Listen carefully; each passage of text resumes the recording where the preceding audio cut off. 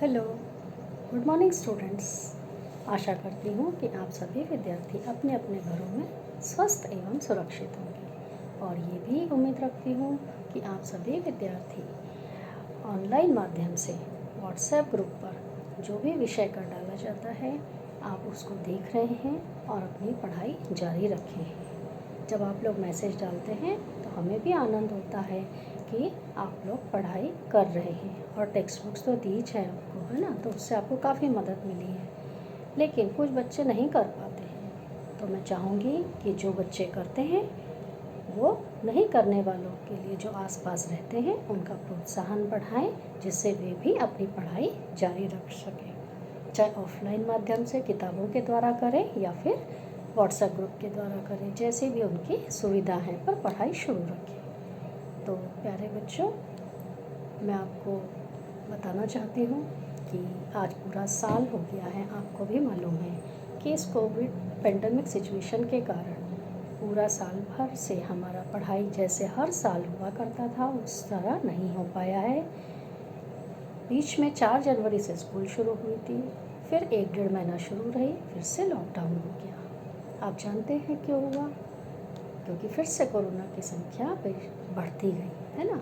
तो इस कारण से फिर लॉकडाउन हुआ और आप लोग फिर घर में हैं, हम लोग स्कूल में हैं। तो प्यारे बच्चों, मैं ये बताना चाहूँगी कि आप जिस तरह से स्कूल में प्रोजेक्ट्स किया करते थे, छोटे छोटे स्क्रैप बुक्स बनाते थे, कुछ मॉडल्स बनाते थे, तो वहाँ से उसी प्रकार से हमको अभी ऑनलाइन माध्यम से कुछ प्रोजेक्ट्स करने हैं। तो बच्चों, मैं एक आपको फिर से ये बताती हूँ कि आप लोग ये पालकों को ज़रूर बताएं, ये वीडियो दिखाएं उन्हें। अब मैं पालकों से ये निवेदन करूँगी कि जैसे हम सभी शिक्षक विद्यार्थियों से जुड़ना चाहते हैं, किसी न किसी तरह उनका संपर्क रहे पढ़ाई करके, कुछ अभी हम प्रोजेक्ट्स की भी बात कर रहे हैं, तो संपर्क रहना चाहिए। तो हमारा पूरा सहयोग है सभी शिक्षकों का स्कूल से, और यहाँ पे हम आपसे भी अपेक्षा रखते हैं कि अपने अपने बच्चों पर थोड़ा सा ध्यान रखिए, उनका प्रोत्साहन बढ़ाइए। जब वो पढ़ते हैं तो आप 5-10 मिनट का टाइम निकाल के ज़रूर उनसे बात करिए, पूछिए। तो जैसे मैंने कहा कि कुछ प्रोजेक्ट करने वाले हैं, तो हमारे स्कूल की मुख्याध्यापिका सौम्या पल्लीवाल मैडम, इन्होंने भी उस प्रोजेक्ट की जानकारी पूरे टाइम टेबल सहित किस तारीख को क्या होने वाला है ये बताया है। लेकिन मेरा भी मन किया कि मैं आपसे कुछ बात करूं, है ना। तो पढ़ाई के साथ साथ हम कुछ प्रोजेक्ट करेंगे। तो ये प्रोजेक्ट जो है हमारे स्कूल में हमको मैडम ने बताया, और राज्य सरकार जो अपना है वह ये प्रोजेक्ट हमारे सामने लाया है। बहुत अच्छी अपॉर्चुनिटी है कि हम कुछ सीख सकें। तो मैं थोड़ा सा कुछ प्रोजेक्ट के बारे में बताती हूँ आपको कि जैसा हम जानते हैं कि हमारे भारत देश में विविध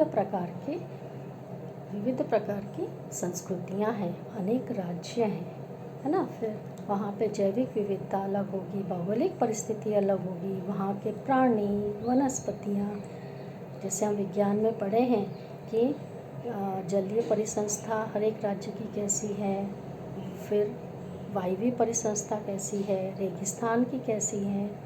उसी प्रकार से अनेक प्रकार के नृत्य होते हैं, संगीत, कला, हस्तकला, त्यौहार उनका खान पान, उनका रहन सहन, उनकी बोली भाषा, ये सब में हमें भिन्नता दिखाई देती है। हम थोड़े ही दूर पे जाते हैं तो हमें वो बदलाव दिखाई देता है।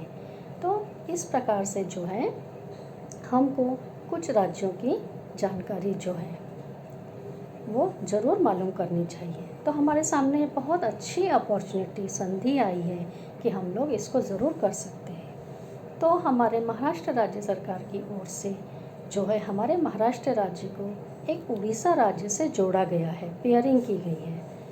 उद्देश्य यह है ये प्रकल्प चलाने का, प्रोजेक्ट चलाने का, कि आपको इस संस्कृति, जैसे अभी मैंने बात की, संस्कृति, जैविक विविधता, भौगोलिक परिस्थिति, ये सब चीज़ों की आपको जानकारी मिले, पर्यावरण से अवगत कराएं कि हर जगह का पर्यावरण अलग अलग है।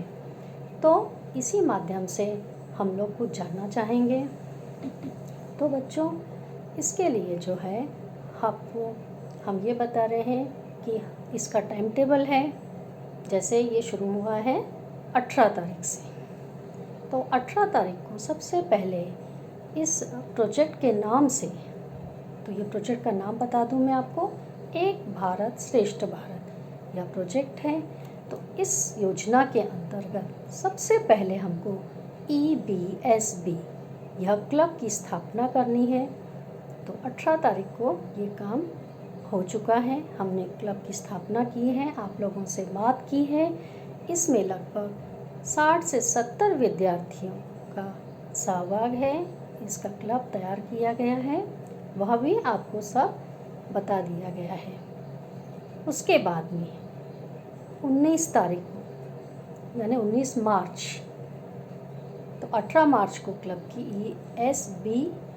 EBSB यह क्लब की स्थापना हुई। उसके बाद में 19 तारीख को उड़िया भाषा में वाक्य, जो कल मैंने आपको व्हाट्सएप ग्रुप पे डाला था और कहा था कि इसका सराव कर लीजिए, तो हर एक विद्यार्थी ने वहाँ पे कम से कम 5 से 10 वाक्य जो है लिखे हुए हैं, 20-22 कुछ दिए हैं, तो आप उसमें से कोई भी 5-6 ले लीजिए। और वो कैसे करने वाले हैं मैं आपको आगे इसकी सूचना देने वाली हूँ। तो इसमें जो है आपको सिर्फ 10 मिनट का वीडियो बनाना है, इससे ज़्यादा नहीं बनाना है। फिर आपको ये जो प्रतियोगिता है ये 5वीं से 10वीं सभी विद्यार्थियों के लिए है, सभी लोग इसमें भाग ले सकते हैं। फिर है आपकी निबंध स्पर्धा, वो होगी आपकी 22 मार्च को, जिसमें आपको 6वीं से 8वीं तक के विद्यार्थी इसमें भाग ले सकते हैं। उसमें जो है विषय है वो भी आपको बताए जाएंगे, ठीक है। तो इस प्रकार से ये हो गया। अब 23 तारीख की जो स्पर्धा है वो नाटिका व भूमिका स्पर्धा है, इसके बारे में भी आपको बताया जाएगा कि ये किस प्रकार से होगी। इसमें भी आपको 5 मिनट का वीडियो है, उससे ज़्यादा नहीं बनाना है। और इसमें भी पूरे 5वीं से 10वीं तक के बच्चे भाग ले सकते हैं। फिर आपको 24 मार्च को होगी सामान्य ज्ञान प्रश्नोत्तर स्पर्धा, सामान्य ज्ञान प्रश्नोत्तर स्पर्धा। तो इसका भी नियोजन आपको बताया जाएगा। कुछ प्रश्न आपके ग्रुप पे डाले हैं, उसे आपको सराव करना है, उसी के ऊपर पूछे जाएंगे। फिर आपको 25 तारीख को जो हम लोग स्क्रैप बुक बनाते थे, प्रोजेक्ट बुक, वो हम ICT के माध्यम से भी बना सकते हैं, ड्राइंग के माध्यम से भी बना सकते हैं। अब आप लोग किस में बनाना चाहते हैं ये आप लोग चुनाव कर सकते हैं। ये पूरी फैसिलिटी आपको दी गई है, चॉइस आपकी है। और फैसिलिटी क्या है कि हम आपको मार्गदर्शन करेंगे। तो इस प्रकार से जो है 5 प्रतियोगिता है बच्चों, अलग अलग दिन, उसमें आपको भाग लेना है। अब ये करने के पीछे का उद्देश्य मैंने आपको पहले ही बता दिया है कि जागरूकता होनी चाहिए, ठीक है, और कि हमारे यहाँ कैसी संस्कृति है और उड़ीसा में कैसी है। उसी प्रकार जैसे हम इसका उड़ीसा राज्य का करने वाले हैं अभी प्रोजेक्ट में अध्ययन, उसी प्रकार से उड़ीसा के विद्यार्थी महाराष्ट्र राज्य का करेंगे। तो इस प्रकार से यह देवान घेवान यानी लेना और देना कि किस प्रकार से भिन्न होती है। तो प्यारे बच्चों, आशा करती हूँ कि आपको ये प्रोजेक्ट के बारे में समझा होगा। अब यहाँ पे जो 5 प्रोजेक्ट बताए हैं उसके लिए आपको जानकारी फिर से छोटे छोटे वीडियो के माध्यम से दी जाएगी, आप उसका पालन करेंगे। यही उम्मीद के साथ मैं यहाँ पे अपना प्रोजेक्ट की जानकारी समाप्त हो चुकी है। थैंक यू बच्चों, हम लोग मिलते हैं